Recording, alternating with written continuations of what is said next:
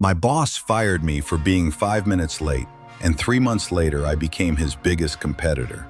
I was stuck working at this tiny marketing firm, barely scraping by on minimum wage.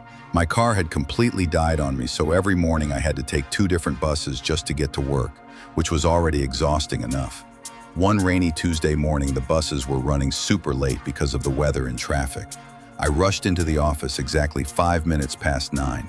My boss didn't even bother looking up from his computer screen. "You're fired," he said coldly. "Pack your things and get out." I just stood there completely shocked. 5 minutes late after months of showing up on time, and this is how he treats me. But something inside me just snapped in that moment.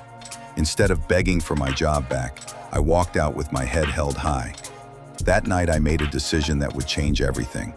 I was going to prove that firing me was the biggest mistake he ever made. I spent the next 3 months completely obsessing over digital marketing. I watched every single free tutorial I could find on YouTube. I studied successful marketing campaigns from major brands.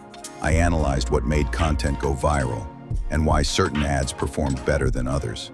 During those first few weeks, I was surviving off instant noodles and whatever free coffee I could find at local cafes with Wi-Fi. I turned my tiny apartment into a makeshift office with whiteboards covering every wall. I mapped out business strategies, client personas, and pricing models until 2 in the morning, every single night. The hardest part wasn't the long hours or the financial stress. It was the constant self-doubt creeping in. Who was I to think I could build something better than an established company? Some nights I would stare at my laptop screen, wondering if I was completely delusional for thinking this plan would actually work.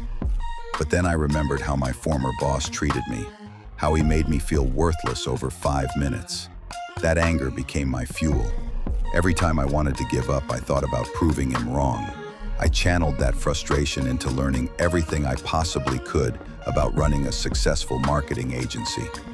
I started reaching out to small businesses in my area, offering free consultations.